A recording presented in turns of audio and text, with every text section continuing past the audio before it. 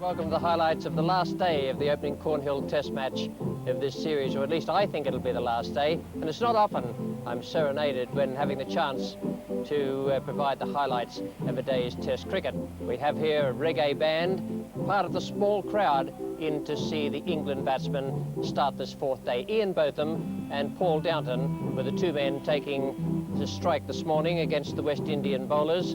Botham was 30 and Downton 34. Both played very well on Saturday to take the England second innings along to 112 for 4, but still England were in desperate straits. They were 303 runs behind, and in all honesty, there was very little chance of them getting out of it. We pick up play now with the third ball of the third over, 2 runs. Bowled magnificently today, and at the end, and 3 runs behind, and in all honesty, there was very little chance of them getting out of it. They did it at Headingley in 1981 when Ian Botham hit so well. There were no odds of 500 to 1 on order from the bookmakers at the ground this morning, but there was the thought that this would be over fairly quickly. We pick up play now with the third ball of the third over. 2 runs have been added to the overnight score, and it's Malcolm Marshall. He's bowling to Ian Botham.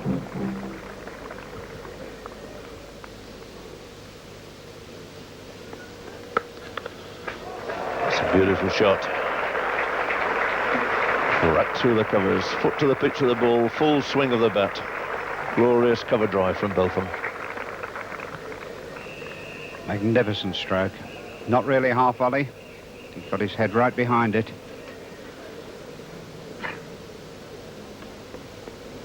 And that's the danger ball and the danger shot.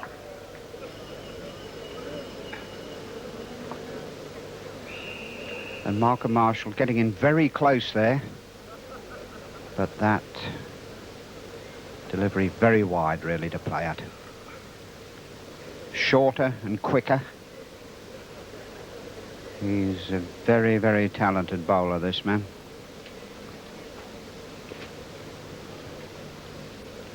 Both batsmen level now on 34. And that's angled away through the gully area. Harper giving chase, and not many quicker movers than him in first-class cricket anywhere in the world, I wouldn't think. It's his first tour, of course, with the West Indies, but he's no stranger to this country. He was professional last season for Blackhall Colliery Welfare up in North Yorkshire and South Durham League. He had a fair old season too, almost 1,000 runs, took 80 wickets and 32 catches.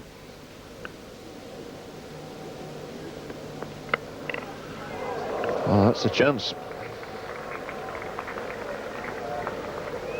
The big Joe Garner, the man who let Botham off there.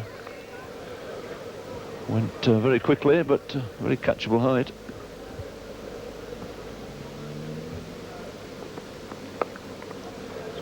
That's going to be 4, steered wide of slips. No third man down there.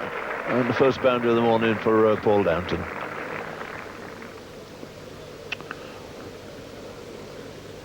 Garner again to Botham. And his LBW. Up goes the finger. Caught Ian Botham on the back foot there. I don't think he was entirely happy about it. And a second look at the umpire, but there's nothing you can do once that finger goes up. And Botham goes LBW for 38. It's another wicket to Garner, and it's 127 for 5. Field again closing in for the new batsman Miller. That was a nasty crack on the hand. Didn't know much about it. Just as well there wasn't one up behind now.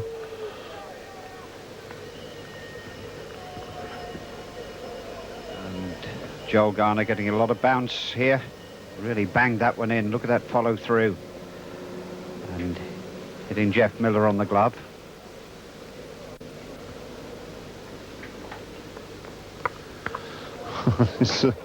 Don't see Jeff Miller attempt that shot very often. I think he was quite thankful it caught pretty well in the middle of the bat, and he's just about to bring in 4 runs. Yeah, I think it'll be interesting to have a look at this. I don't think he was looking at the ball when he hit it. Really couldn't strongly advise a repeat of that shot, I don't think.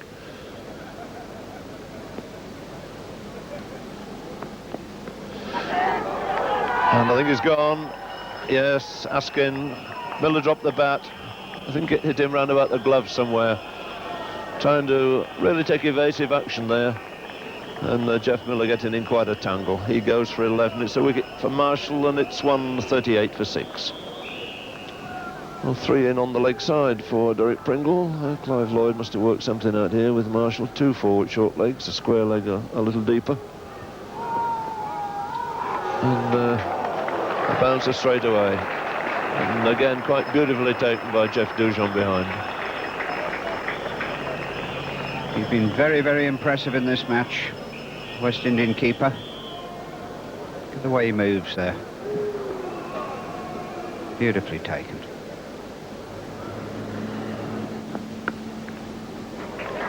Four runs for Pringle.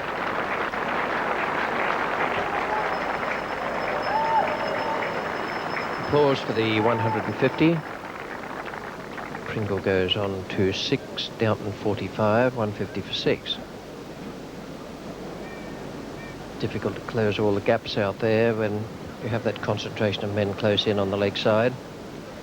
Now Clive Lloyd has got 2 slips and 2 gullies.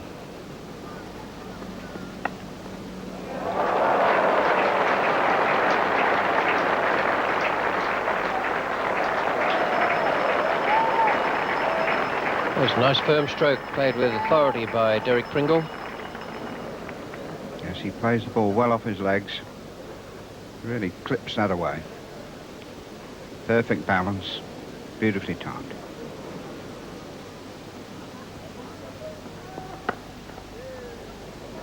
And placed perfectly. There's no man at mid-on. Larry Gomes is the man close in at silly leg. And 3 to Pringle.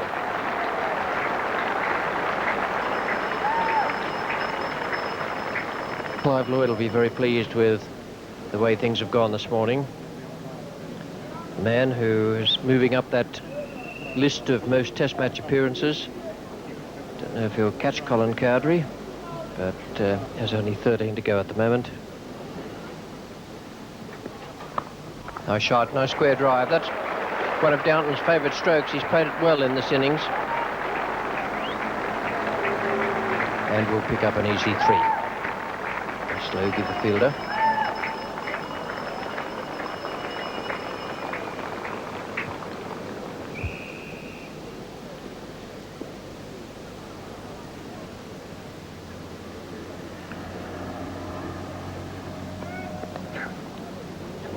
Short of third slip. Viv Richards is the man chasing.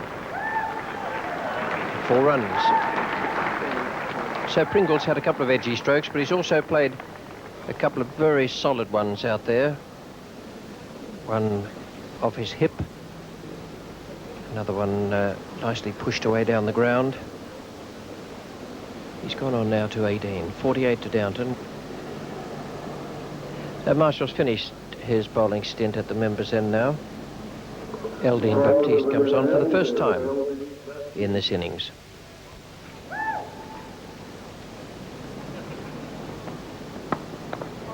Nice shot. Didn't time it quite as he would have wished, but he still picked up 2 runs, and that's a half century for Paul Downton, his first in Test cricket.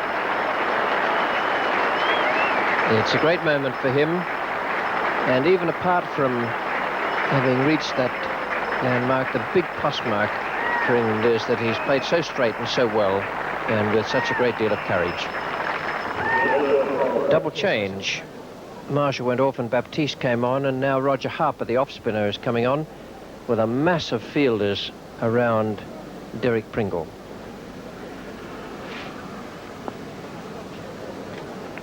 Oh, Pringle turning it nicely off his legs. He doesn't appear to give it very much air, Mr. Harper, but then I suppose if you're about 6'3", it is difficult.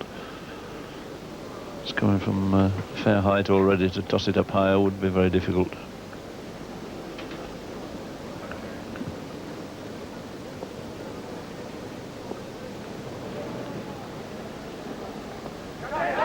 He's asking for it, he's gone, and it's the end of a long innings from Downton. Harper's done the trick for West Indies. Caught bat and pad there. Barry Mary, no doubt at all. The finger went up very rapidly, and Paul Downton finally goes for 56. A distinguished innings this. and one that he will always remember. 181 for 7. And he's been out there for some 4.5 hours, done a tremendous job, and England can be very, very proud of Paul Downton. Yes, now we've got the play back again. Yes, just a little nick onto the pad and just carried. This is a thing that can always happen when you've been facing a lot of pace balls for a long time, and then you get a change, a slow bowler comes on, and if you don't play, really concentrate and push forward properly, it's a mistake you can easily make. Pringle on 23, facing Baptiste. It's over pitch, played it a little late, and consequently has got it away square on the offside. 3 runs here.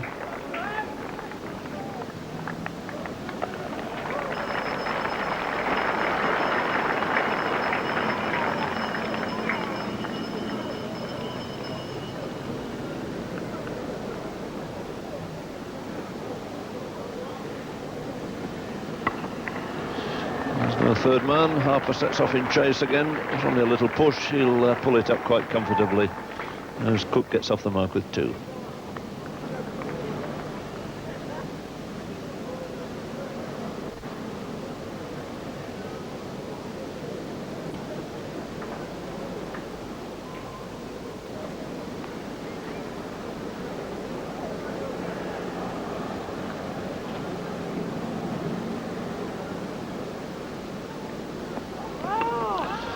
That's a no ball, which will bring Nick Cook 4 runs. Move the third slip round to gully, and so he very skillfully guided it past there.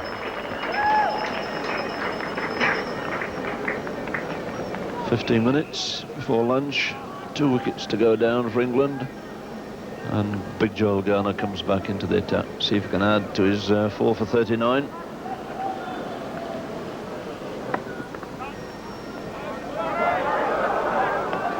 And he's run him out. Well, that was a very foolish mistake there by Nick Cook.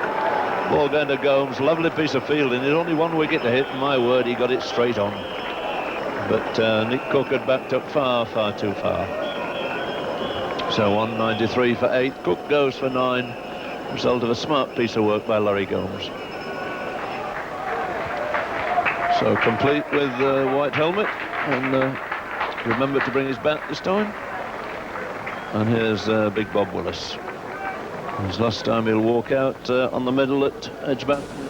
200. So complete with white helmet, and remember to bring his bat this time. And here's big Bob Willis. His last time he'll walk out on the middle at Edgbaston in a test match. And you can see this again, in fact, Derek Prindle does commit Cook here a bit here, because he just set off there, look. You can see him set off, and he does 2 or 3 strides and gets Cook in full flight, who has to then turn round and come back. And I think that probably might have been Prindle's fault. He may well have called Cook for a run there. With still just a few runs behind. 220 in fact. Oh, we've got a deep square leg and a deep mid-wicket now for Bob Willis. I can't believe that he's going to try and push forward too often.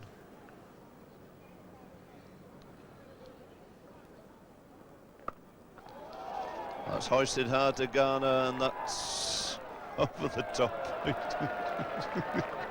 It looked as though he was moving in to catch it. He must have lost it completely in the background, and it dropped away quite harmlessly, some 6 or 7 yards away from him.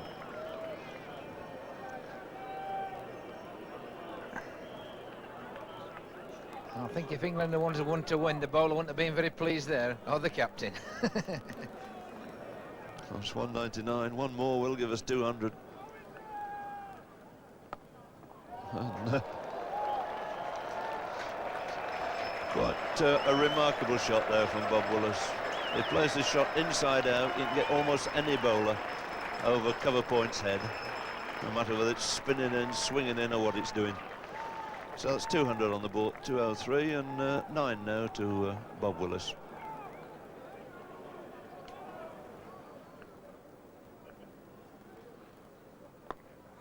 Sliced away again. No need to run for that. That's another 4. So big Bob Willis enjoying himself out there. He's taken 18 from that Harper over. And at least the locals here have got something to cheer about. So Harper to Pringle. That's a good shot. Good firm off drive for Pringle, will bring him 4.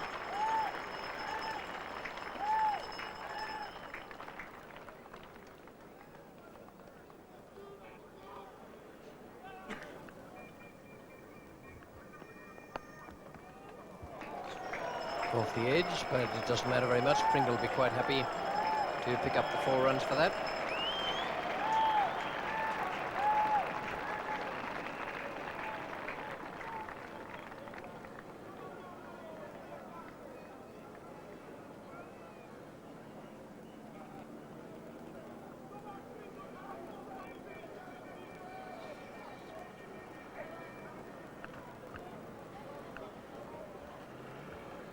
.45 to Pringle now, 22 to Willis, 234 for 8.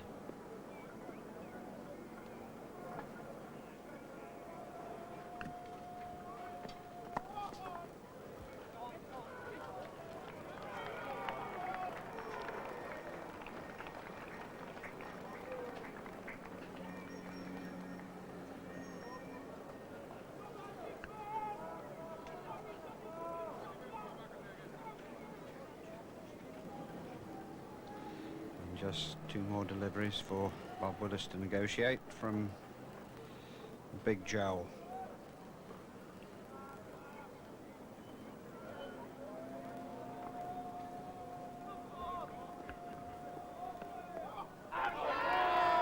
And that's it.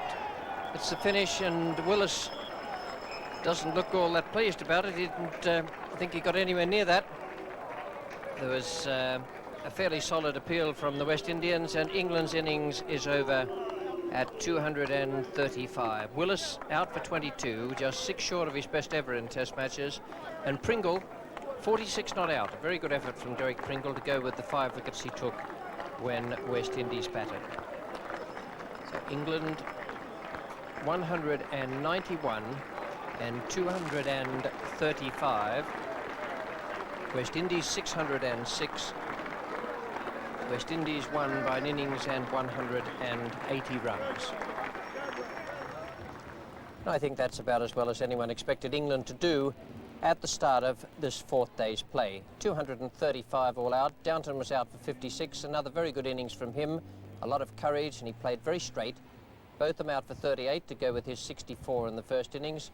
Willis for 22 in his last innings in a Test match on this EDGBASTON ground. And Pringle, a very good knock that, 46 not out, and a good all-round performance from him in the Test match. 235 all-out England, and Joel Garner, the most successful bowler, and a fine performance. 24 overs, 7 maidens, 5 for 55. 2 wickets to Marshall, 1 to Harper, and Harper picked up the vital one of Downton today, as indeed he did in the first innings when he got Botham's wicket just at the crucial time. So he is looking to be a most valuable member of the West Indian attack, coming in as the off-spinner to balance the pace bowlers. Well, at the end of the match, the man of the match presentation was made by the former England fast bowler F.S. Truman.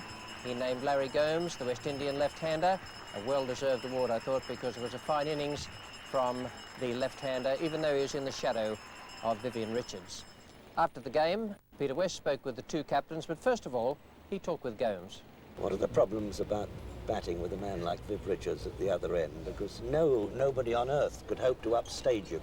Well, I don't think you have problems. I think having Viv at the other end gives you that more sort of encouragement. Your game improves a lot. It gives you that more confidence to having him at the other end. But you obviously saw yourself in the role of anchorman, which is exactly what your side, it seems to me, need at number 3. Well, yes. Well, I'm not a sort of a strong lad, as the other guys. I depend on timing and placement, so I play within my limitations. And what did the skipper say to you before you went out to bed? Well, it just normal thing, really. To just bat as long as possible and get a good score. So I imagine you're looking forward to the rest of the series. Yes, well, I mean, I haven't started the first one so well, and hopefully things will go right throughout the series. Thanks very much. See you at Lord's. Thank you. Clive, congratulations. Things have gone, can't have gone much better than that for you. No, we did. It went extremely well. It's obvious that we didn't think it would have finished as quickly as it did, but I thought players played very well. I think we batted extremely well, and I thought we bowled pretty well, really. Well, it was a very good team game, really. It's always tough for the losing captain, David, to be on the losing end of a result like that. Well, yes, I suppose we weren't quite anticipating that at the start of the contest. And it is very disappointing. It's never nice to lose a game, which makes it even worse if you lose a game by a handsome margin. And I think it's just exposed us. It's exposed us now to the sort of strength Clive's side has.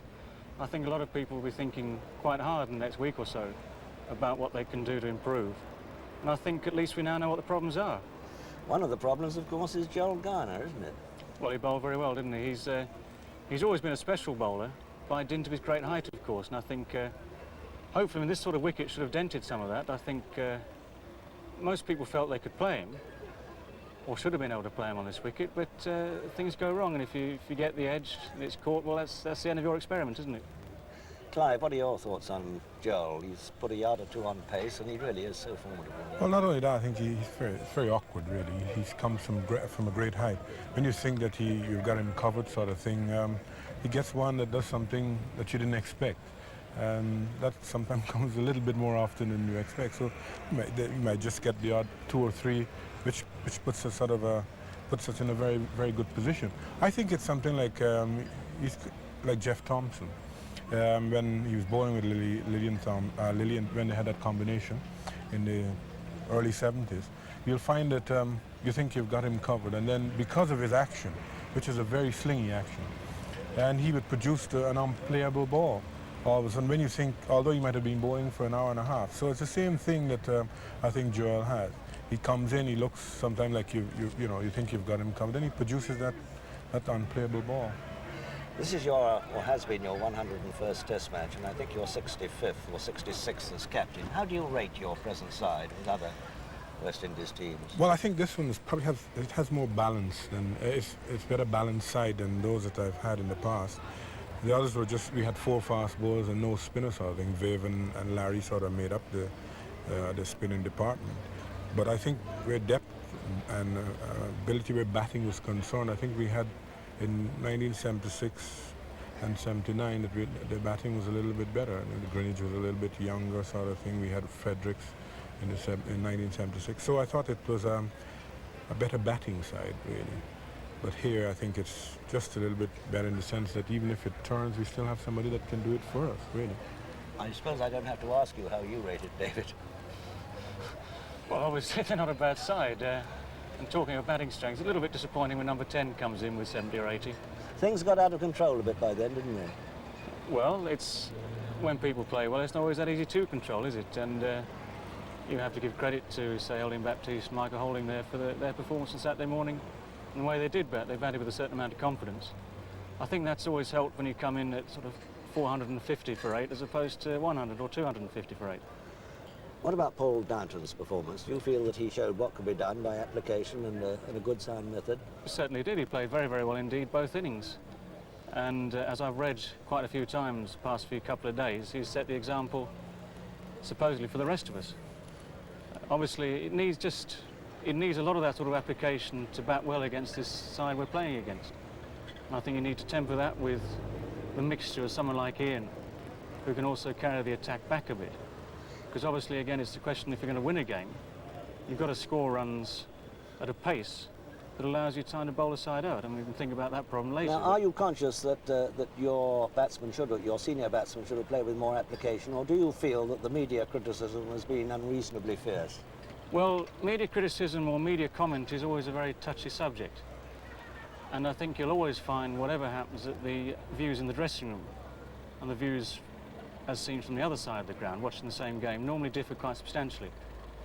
And as far as I'm concerned, we know what our problems are. We know what we have to do to sort them out, and we'll be doing that without any help from outside the dressing room. What sort of problems, then, do you hope to sort out before you go to Lord's? Well, I'd like to work out how we can score 600 and bowl them out for 190 twice. Not a bad answer. Clive, the last one with you. Well, I think it. A lot of people tend to, you know, when you lose, sort of thing, they give you a lot of stick. Nobody likes a loser. There's no doubt about that. And I think that David is in a position where, you know, all right, you'll get criticized, there's no doubt about that. But I think he's got players on the way. He's got to build for the future. I'm not saying that in the next game they might not do very well. We're hoping that they don't. But the main thing about it is that once good cricket is played, that's the important thing. Once the people that watch it enjoy it, our job is done, really. David, a lot of people will be rooting for you and wishing you well and hoping things go a lot better in the next one. Thank you very much. So England go to Lord's 1 down, and in a slightly dispirited frame of mind, I suspect. But I think the selectors will stick with these players. Andy Lloyd won't be available. I don't think you'll see too much alteration in the side, but the West Indies must be full of confidence now, and that match result of an innings and 180 runs will be thoroughly pleasing for the West Indian skipper Clive Lloyd.